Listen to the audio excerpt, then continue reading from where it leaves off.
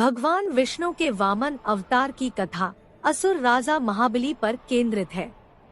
महाबली जो प्रहलाद के पोते और विरोचन के पुत्र थे। कथा की शुरुआत समुद्र मंथन से निकले अमृत को पीकर देवताओं के अमर होने से होती है। भगवान इंद्र की सेना से असुरों और दैत्यों की सेना हार गई। इसके बाद दैत्यराज बाली को शुक्राचार्य ऋषि से सलाह लेने के लिए जाना पड़ा, ताकि उन्हें एक ऐसे मार्ग की ओर मार्गदर्शन किया जा सके जिससे बाली को अपनी शक्तियां और अपना राज्य वापस पाने में मदद मिल सके। ऋषि शुक्राचार्य ने उनकी व्यथा सुनकर उन्हें महाभिषेक विश्वजीत यज्ञ करने के लिए कहा, ताकि यह देख सके कि उन्होंने क्या खोया है। राजा बलि अपने आचार्य की बुद्धिमान बातें सुनकर तुरंत सहमत हो गए और उनके मार्गदर्शन में यज्ञ करने के लिए आगे बढ़े। इसके पूरा होने पर राजा बलि को एक स्वर्ण रथ भेंट किया गया, जो हवा की गति से सुसज्जित घोड़ों द्वारा खींचा जा रहा था। इसके अतिरिक्त उन्हें दिव्य कवच, शेर के सिर वाला एक ध्वज स्तंभ और तीरों का एक तरकश से सम्मानित किया गया था।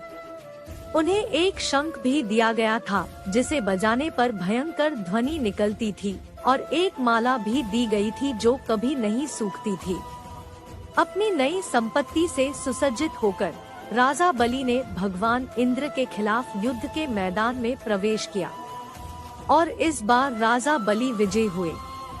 अपने आचार्य को धन्यवाद देते हुए उन्होंने एक बार फिर अपने भाग्य को बरकरार रखने के बारे में उनसे सलाह मांगी, और उनके गुरु ने उन्हें बताया कि जब तक वह यज्ञ करते रहेंगे तब तक वह एक शक्तिशाली और अजेय जीवन जी सकते हैं।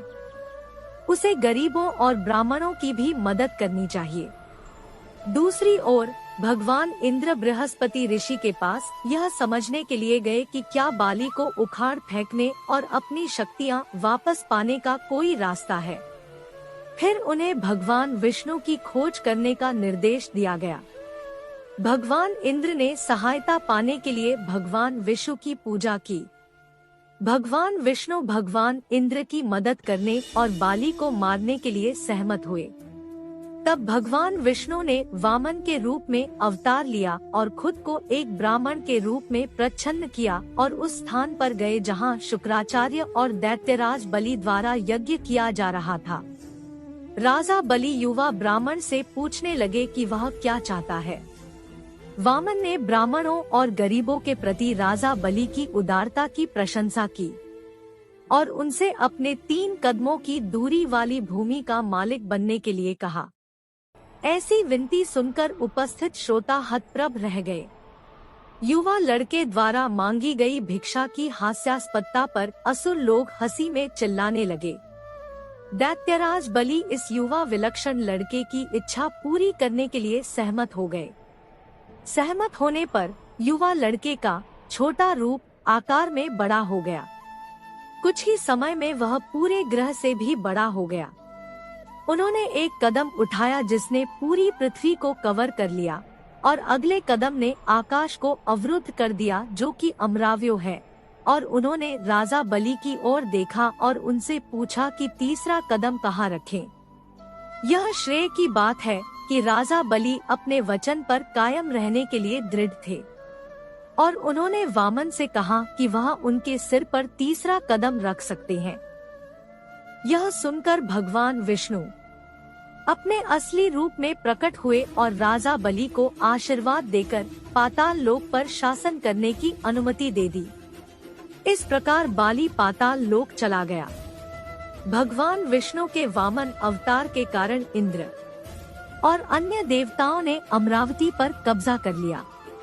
बलि को वामन की दिव्यता का एहसास हुआ। उसने वामन के पैर के नीचे अपना सिर रखकर खुद को बलिदान कर दिया, जिसके परिणाम स्वरूप राक्षस का पतन हुआ और शांति और व्यवस्था की बहाली हुई। दोस्तों, वामन अवतार की कथा हमें उस शाश्वत संदेश की याद दिलाती है कि महानता आकार में नहीं, बल्कि किसी के इरादों और कार्यों की पवित्रता में निहित है। धन्यवाद।